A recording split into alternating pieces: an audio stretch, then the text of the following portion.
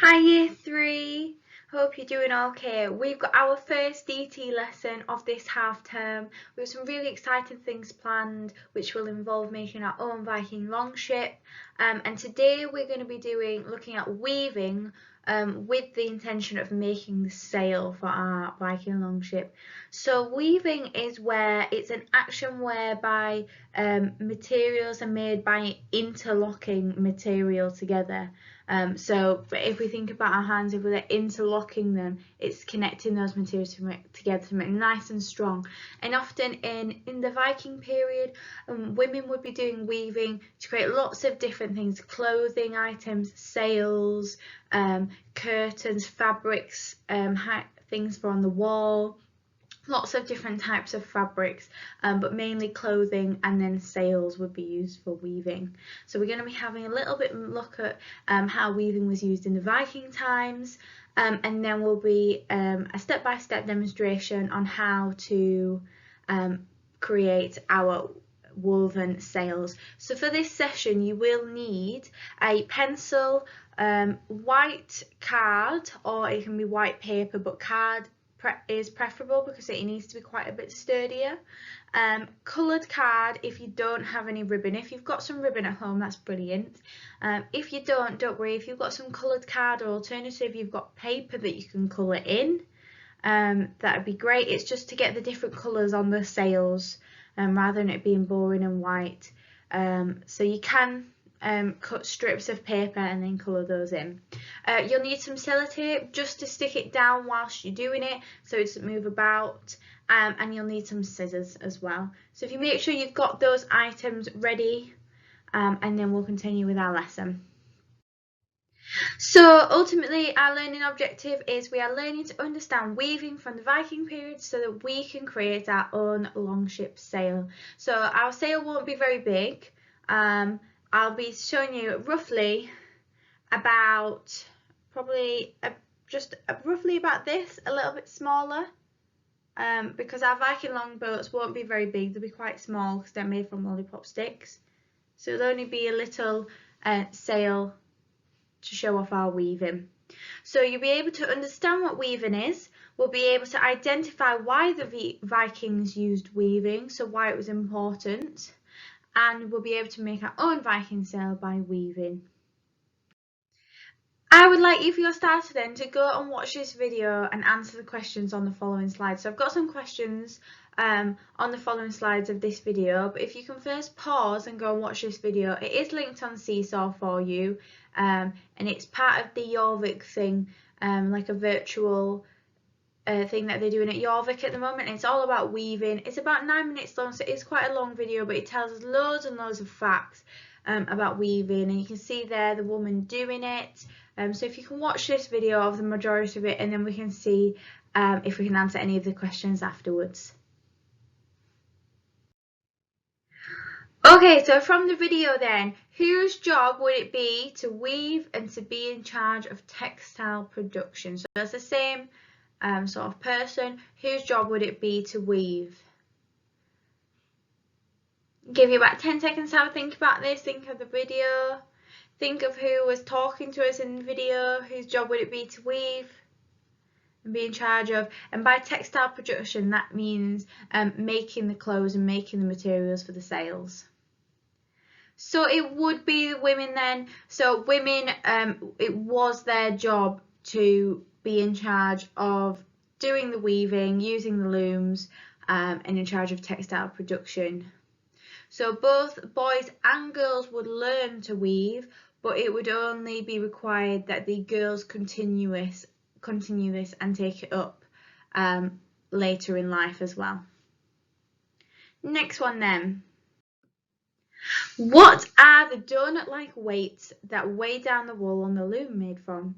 So remember when she was talking about the loom and the wool, and it was being weighed down by those donut-shaped stones. Yeah, those weights. What were they made of? So you can ignore that I just said stones, but the weights, what were they made from? Let's see if we can remember. So it was baked brick clay. So it was locally sourced. So it's baked brick clay. So that just means it's a special type of clay from brick, and it would be baked like in a kiln to harden it.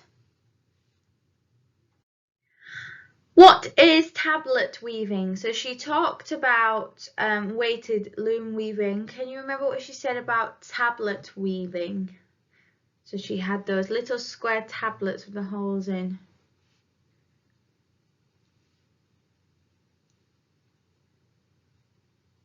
Give about 5 more seconds. Okay, so tablet weaving is the method of making a thin braid. So she showed us that thin braid by twisting warp threads into position. So she twists them into position, and the tablet is a thin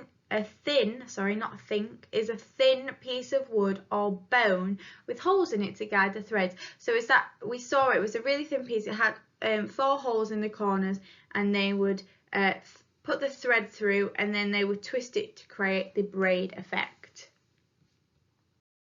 What are the 2 almost complete items at the Viking Centre that have been found from the Viking period? So she talks about 2 almost complete, so they're not full. This is what they've managed to excavate from the Viking period to find. So these are from the Viking period, these objects. They're not completely complete. They'll have a tiny bit missing from them that might have decayed, as she said. But what are those 2 almost complete items? So there's 2 different items. Can we remember those?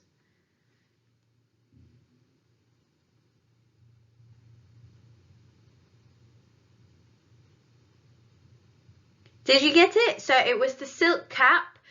So it's the cap that went over the head, and it was a sock. So a Viking sock, funnily enough, and although they weren't made using the weaving method of the loom, they were still woven just via different methods. So they were the almost complete items at Coppergate, the silk cap and the sock. All Viking women would have spent part of their day spinning the wool that came from the sheep on their farms. The loom that they used to weave the cloth to make clothing for their family would have been propped up against a wall. Both boys and girls were taught to spin and weave, although only girls were expected to carry on when they were adults. Most houses had an upright loom which was used to make cloth. The loom had long threads running from top to bottom. These are called the warp. Threads woven from side to side are called weft. Large stones at the bottom ensured the warps stayed tight, so these were the donut-shaped ones. So they had threads coming down and threads that would be woven in and out across, called the weft. So there should be a bit of extra information as well as the video, and you can see the woman doing it there. So we won't be quite doing it like that today, because unfortunately we don't have the resources, and we know that you don't have the resources at home for this, but we were doing our own similar weaving method with ribbon and some card and paper to create our sails, because in the Viking period sails would be made by doing this weaving method. Okay, so now I'm going to do the step-to-step demonstration, which you can follow along with, and you can pause at any time to make sure that you're keeping up. So I've got my resource in front of me. I've got my card on my piece of paper. I've got my ribbon, and remember, if you don't have any ribbon, that's okay. You can just use coloured card or card, and you just cut it into strips like the ribbon would be. So you just get your piece of paper like this, and for example, you're just going to cut it into a straight strip. What I would suggest doing is getting a ruler. If I can find a ruler, I've got one here. Getting a ruler and just drawing a straight line down and then cutting along the line, so you've got a thin strip, and keep going with your coloured card. If you don't have any coloured card, you've just got paper, just colour in the paper to your desired colour. You might want to do it red or blue, and then cut it out that way. So if you've got that to do, I would suggest cutting your paper out now, pausing this video here, and then once you've done that, replaying the video again, and then you can continue with the next steps. So I've got my card, got my paper, got my ribbon, got some scissors, which I definitely need. I've got a pen or a pencil you will need. I've got my sellotape and my cardboard here, which I'll explain why, to stick it down later. And then I've also just got a little example of one ready to go that we can use. So you can see it's got those strips in, so we can weave in and out. Okay, so the first thing that we're going to need to do is we need to cut our card, so this, into a small sail shape, so roughly about this size, because our Viking longship boats made out of the lollipop sticks aren't going to be that big. So in matter of fact, we don't need to do them quite so big. So they just need to roughly, what I would say, I've put in the instructions, roughly, if you do your thumb and your finger like this, and I can't do it the other way, I've got to do it this way, like this, roughly about that size of your thumb and finger. So if I put my thumb and finger at the top, roughly about this, or if I'll measure it with a ruler just so you can see, it is roughly about 10 centimeters. So about 10 centimeters by 7.5. So it's about 10 centimeters and 7 centimeters. So 10 along the bottom and the top, and 7 up the sides, roughly. Okay, so we're going to do that now. We're going to cut out our paper to get the right size. Okay, so you might want to just do a little mark roughly where 10 is. If this pen works, that would be really great. Roughly where the 10 is, and then I might want to do 7 up here, and then I can go along just like that. Okay, so just rough markings, as long as it's just to avoid it being too big, that's all.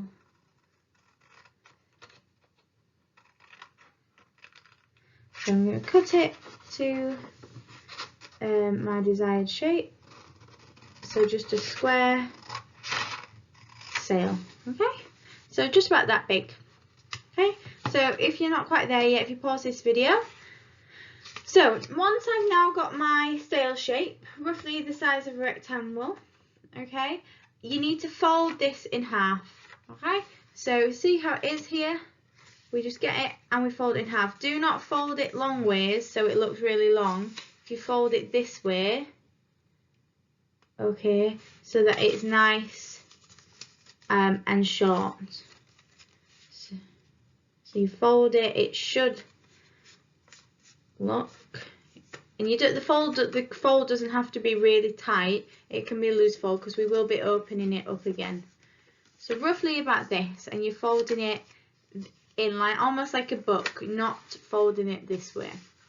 So once you've done that, you will need to get your pen or your pencil, and you will need to draw a line on this open section. So this bit that flaps up, the open section, not where the fold is in the middle. You need to do it on the open section. So on this open section, if I move that out of the way, you'll need to draw a line about, if I can show you, it'll roughly go, let's say, if you do it with a ruler, you get as well, roughly nice and straight.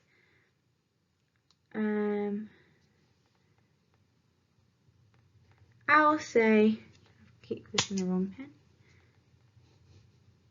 about there. Okay, so you see I'm about 1 centimetre away from the edge, about there, and the purpose of this line is so that when we're cutting the strips we can cut to the same place each time, so that it's not so if you can see, done my line there on the open section. Then once you've done that, we're going to be cutting strips. So the strips are going to be roughly about as thick as this bit of ribbon. So about that thick each time, and I'll show you. So be cutting strips, and you go all the way with your scissors right up to the line. And once you get to the line, stop cutting, so it should give you like a flap, like this, a strip that's been cut but won't come off. and you need to repeat that all the way along the line, leaving about this much each time. Okay, so not cutting too close together. Okay, so I'm just going to do that, and if you do that at the same time. So that's it, making sure you're always cutting to the line, you're not going past it, and you're not cutting too short. So you're making sure you're always going up to the line. Okay. And the strips don't have to be accurate, they don't have to be the same length. Mine roughly are. Okay, so once you've got all your strips like that, you need to open it back out. Okay. You might want to just get the fold out a little bit, so you might have to bend it the other way just to try and get the fold out. Okay, and you'll now have a loom. So you've got your gaps in to do the weaving. So now that you've done this, you want to open up your paper, which you've done, and we're going to stick one end down onto your cardboard, or maybe onto a mat, or something sturdy, just so it's a bit thicker. So you only want to sellotape one end down. So I'm going to just only put a tiny bit of sellotape on here.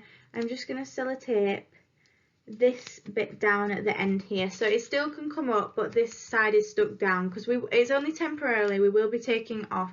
It's just for the purpose of this. So that when I'm trying to weave, it's not moving about and falling off the table. Okay, so only one end because you'll need the other end to maneuver. So once you've done this, okay, you need to take a piece of ribbon. You're going to take a bit of ribbon, just like this, and you're going to begin to weave in and out. Okay, so we start at one side and then we'll come back. So you can either start going over or going under. So let's start going over. So we go over to the first cut in the paper, and then we're going to thread. If you can see, it's coming out of the other end, the bottom here we're going to bring it out there. Okay, so it's gone into that little gap and it's gone underneath. Now the next gap, where there's a next gap in the paper, you want to thread it back up so we can see it back on the top. Okay, so if we look on the top, it now looks like this. So it looks like it slid under that bit of paper here. And if you look at the back, it's got looks like that. You want to repeat this all the way along. So now that we've gone over, we want to go under the next gap. Okay, so we want to go under the next gap. Okay, and now we've gone under, we're now going on the next gap. We're going to bring it back up and come over. Okay, so it should look like a repeating pattern. Okay, just like that. See how I've weaved and it's created, I can see red and white, red, white, red, white. And it should look the same on the back, white, red, white, red, white, red.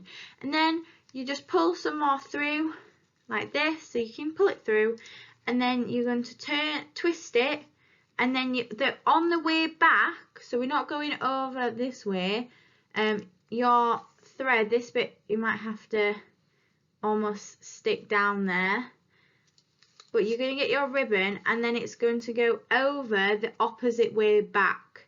Okay, so all the white bits, it will go over, so it's going to go over on the way back. Yeah, and then once it gets to the next gap, was the first gap, it's going to go underneath. Okay, so this bit might be tricky. You might need someone just to help you with this bit, just to do the backwards bit. So your ribbon will be a bit wonky here, but that doesn't matter. So once I've gone under, as you can see it's gone underneath, and I need to come back up. Okay, and then I go over, and then I need to go back underneath. Okay, so making sure you've got enough ribbon. If you've not, you just need to get each bit and pull it through a bit more. Okay, you need to make sure you pull it through, and this will work exactly the same if you're using paper or coloured card. This will work exactly the same way. Okay, So you just pull it through like that. So see how it's doing the opposite repeating pattern. And then you'll need to do like that. And then we went under again until we've got to the end of the second line. And then it's up to you. You might want to change colours at this point. I'm going to go change colours and I'm going to do this blue colour, which I think will be quite nice. Or you could continue with your red and go back along the next line and then come back again. Okay, so you're going to repeat this pattern until you get right to the bottom. Okay, so if you pause this video here until you finish this, and then we can come back with a finished product so we can see what it looks like. Okay, so very quick, but mine's done now, so I've weaved mine, okay, and I'm happy with it. Now what you need to do, once you've finished, okay, you'll need to cut the bits of ribbon. So so some of them are already perfect, like this, will need to just be cut. So roughly, I'm going to say the ones that are, if I explain this properly, so the ones that are on top, they can fold over, as you can see, like this blue one, I can fold it over underneath.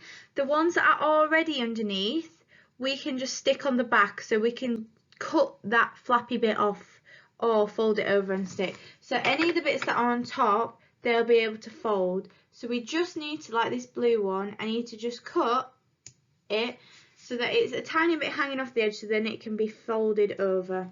And the same with this red one, because that's over. Just cut it so then I can fold it over. Okay, then you can remove it, you can take it off the thing with the sellotape and just take the sellotape off nice and gently. Okay, it's ripped a little bit of the paper, but it's not noticeable. Then this bit we will have to, so if you turn it over, you find which side you want it to be on, because obviously one side will be, and we just make sure your ribbon's nice and tight, or your paper's nice and tight. Don't put it to the point you rip it, but it's nice and tight, and then where you're comfortable with it being. So what I'm going to do is so I'm going to turn it over. This is going to be my back now. Okay, so the bits that are hanging over, so the bits that are now on top, they don't need to be like that. So I'm going to snip them right down so that they're just on the paper. Okay, and I can stick them down just on the paper. Okay, so all these bits here that are hanging over, not the bits that are going to fold over, just the bits that are underneath. So like this red bit here. Oh. And you might need someone to help you do this because it is quite fiddly. I haven't cut that quite. So you don't want it, you want it so you can see some of the white, because otherwise it'll be hanging over the edge. So once you've done that, you need to get tiny bits of sellotape and basically just stick. If you fold the bits over as well, you might be able to stick more than one at the same time. So you see how this red bit here, this is the front of my flag. I'll get this red bit and I'll fold it over and I'm going to stick it down. Okay, so I'm going to stick it down there along with the other red piece. So that's now stuck down out of the way. Then this red piece I'm going to stick down as well. And fold it down and stick it. You only need a tiny bit of sellotape for this. So I'm going to stick it down along with this blue bit. So making sure all ends of the ribbon are stuck down with sellotape. Okay, but you don't need too much, otherwise it might ruin the back. So I'm just going to quickly do that. Fold them all down. So making sure all ends of your ribbon are stuck down so that they don't come loose, because that's the point. If they come loose, your flag will come, that's a bit too big, there we go. Your flag will come loose and then the ribbon or the card will come out.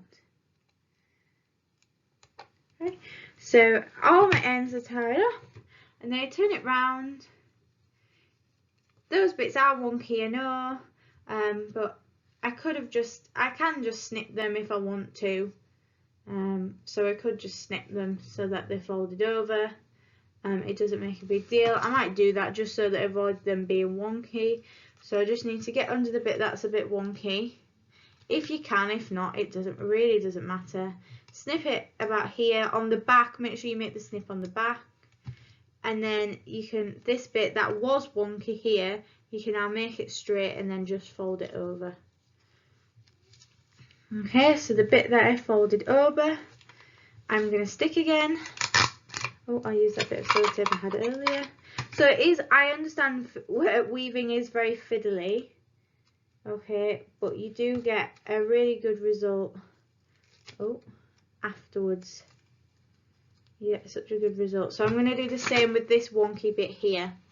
I'm just going to snip a bit of the red at the back. You might need someone to help you with it. That's absolutely fine.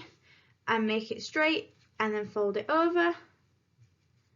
And then get some sellotape to stick that bit down so that it doesn't come loose. So I've got some sellotape. And then if the hardest bit is actually sticking the sellotape on without letting go of the ribbon. There we go. Okay, so now as you can see, here's my flag. So this is my woven flag that I've made and that I will be sticking on my Viking long sleeve. So you could have done it all the same colour. I decided to do a different colour in between. This is also meant to be the same shade of red, but unfortunately I did run out of the thinner red, so I did have to use a different one. But you can see how it is a repeating pattern and it's the opposite on each line. So we get a gap like this each time. Okay, once you've done that, you've done it. And if you want to send in your pictures on to Seesaw as well. On the next slide, there is a step-by-step guide written out for you in case you need it. But I think the best option would be, if you need to repeat, watch the video again to see how to do it. Okay, and just try your absolute best.